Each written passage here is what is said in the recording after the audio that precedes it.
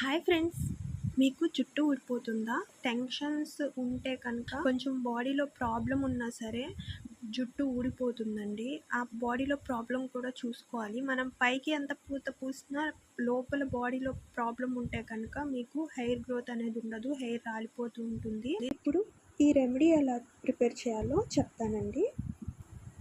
మీరు ఫస్ట్ ఒక బౌల్లో గంజి తీసుకొని, అన్నం వార్చిన గంజి ఉంటుంది కదా, ఆ గంజిని వేడి చేసుకోండి.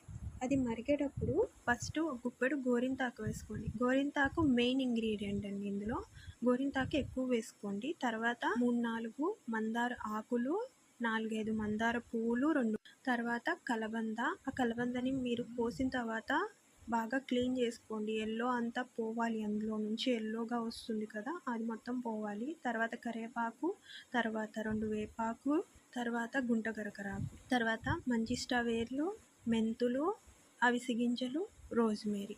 వీటిని వేసి బాగా మరిగించండి. మీకు కుంకుడుకాయలు అవైలబుల్ ఉంటే కుంకుడుకాయలు కూడా ఇందులో వేసేసుకోండి. ఉసిరికాయలు ఉన్నా వేసేసుకోండి, ఇబ్బంది ఏం లేదు. వేయకపోయినా ఇబ్బంది ఏం లేదు.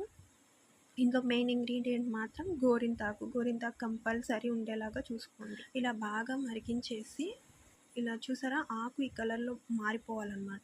మారిన తర్వాత దీన్ని వడగట్టేసుకోండి.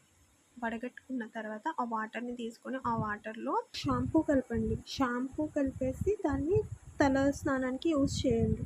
ఒకవేళ కుంకుడుకాయలు వేసుంటే కనుక షాంపూ అవసరం లేదు. కుంకుడుకాయలు వేస్తే అదే షాంపూ అయిపోతుంది.